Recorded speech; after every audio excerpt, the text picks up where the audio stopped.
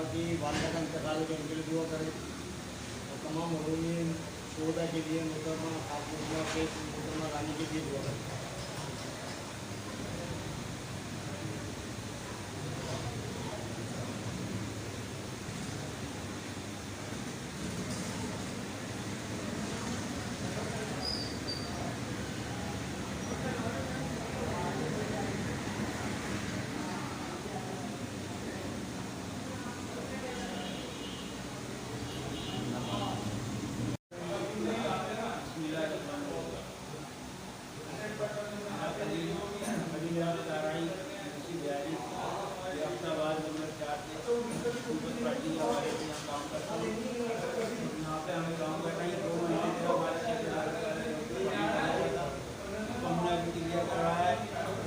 लोग हमारे साथ भी कर रहे हैं, कुछ लोग ऐसे हैं दुकानदार